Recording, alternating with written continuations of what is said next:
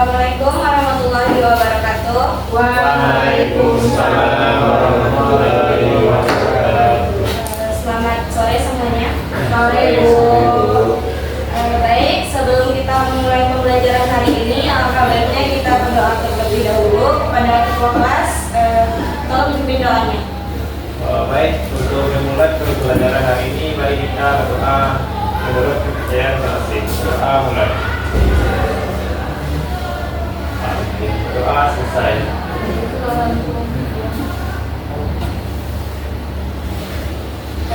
Baik, bagaimana kabar Anda semua hari ini? Baik, Ibu.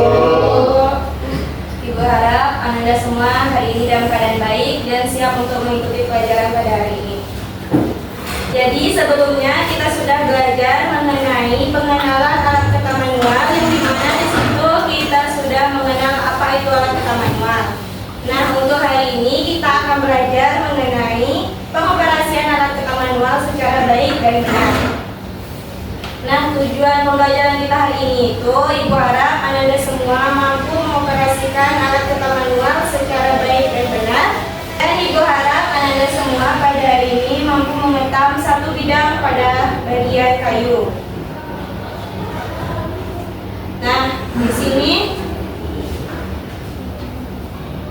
Ibu ada alat. Siapa yang tahu ini alat apa? Ketam. Nah, benar. Jadi ini adalah ketam. Sebelumnya kita sudah mempelajari dasar-dasar mengenai ketam. Siapa tahu apa itu ketam? Alat untuk menghaluskan sebuah kayu. Nah, benar. Jadi ketam ini berfungsi untuk menghaluskan dan meratakan permukaan kayu. Dan ketam ini terdiri dari beberapa bagian. Yang pertama, Anda dapat lihat pada ketam ini ada bagian rumahnya, yang dimana rumah ketam ini berfungsi untuk meletakkan pada bagian lainnya. Yang kedua yaitu ada pegangan atau handle. Yang ketiga yaitu ada pegang depan. Nah, untuk yang di atas ini merupakan penjepit mata ketam. Dan di sini dapat Anda lihat ada tuas, yang dimana ini berfungsi untuk mengatur kelurusan mata ketam. Dan yang terakhir di bawah yaitu ada mur, yang dimana mur ini berfungsi untuk mengatur kedalaman mata ketam. Nah, dari yang Ibu sampaikan, Ibu minta satu orang dari kalian maju ke depan disampaikan bagian-bagian ketam yang telah Ibu sampaikan barusan. Siapa yang maju? Kamal, Bu. Kamal, boleh maju ke depan. Akan sebutkan bagian-bagiannya dan fungsinya. Baik, ini saya akan menyebutkan bagian-bagian dari ketam manual. Yang pertama yaitu ada rumah ketamnya. Yang kedua handle belakang untuk pegangan.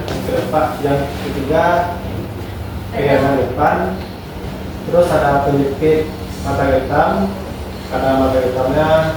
Dan di belakang ada tuas untuk mengatur kelurusan mata ketam. Nah, dan di bawah ini ada mur untuk mengatur kedalaman mata ketamnya. Terima kasih Kamal. Silakan duduk. Nah, jadi apa yang disampaikan oleh temannya tadi itu benar mengenai bagian-bagian ketam.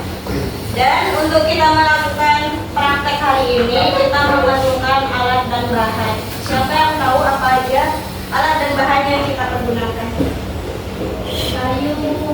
Apa ini? Kayu. Kayu itu alat atau bahannya? Bahan. Benar. Kalau untuk alatnya apa aja? Nah, siku-siku. Nah, benar. Jadi bahan yang kita gunakan yaitu ada kayu, dan alat yang kita gunakan seperti yang di depan ini itu ada ketam dan ada penggaris siku. Baik, sebelum kita memulai praktek hari ini, ada yang perlu kalian perhatikan. Yang pertama yaitu ada K3, yang dimana di sana kita perlu memperhatikan cara penggunaan alat dengan baik. Yang berikutnya yaitu cara pengoperasian alat dan keselamatan alat, serta Anda semua mampu memperhatikan keselamatan Anda juga pada saat praktek.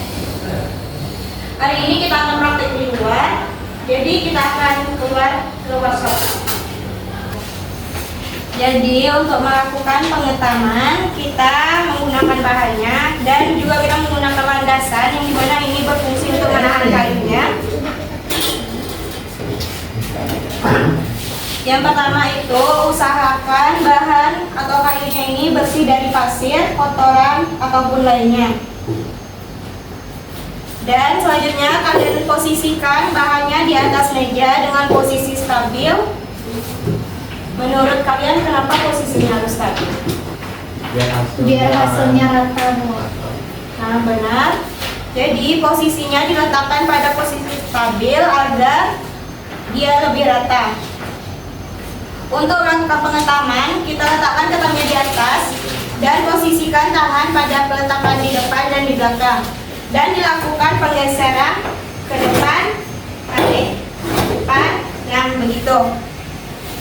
Dilakukan secara terus-menerus hingga permukaan kayu ini rata dan tidak bergerigi lagi.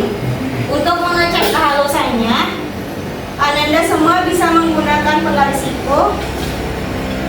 Itu dapat Ananda tempelkan pada kayu ini. Dan Anda lihat apakah masih ada celah ataupun cahaya yang keluar? Masih, Bu.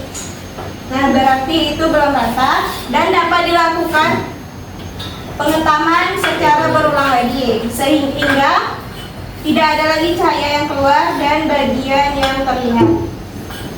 Nah, di sini Ibu ingin Anda semua mempraktekkan cara pengentaman secara bergantian. Yang pertama, Kamal, coba Kamal. Ibu.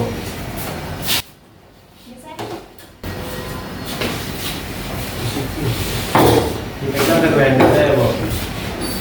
Ini, Bu. Ini merah.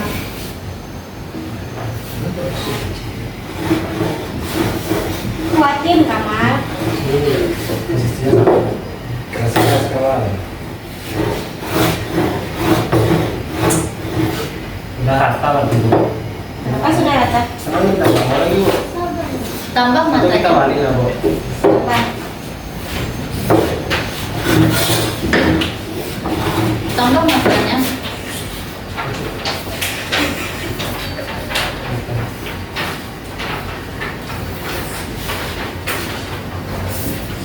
Nah, tipis lah, Bu. Iya, Bos. ya.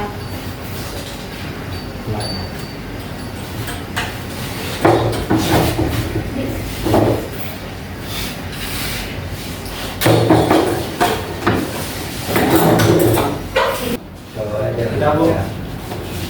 Kamu tidak memperhatikan ketiga. Coba lihat ini masih kebuka. Ini bisa membahayakan kamu. Kamal Itu siapa? Aku. Dan pesannya kalau ini perbaiki lagi gantian yang cewek. Kasih, Bu. Ya. Coba dia perhatikan apakah ini sudah benar. Tekan buat ya.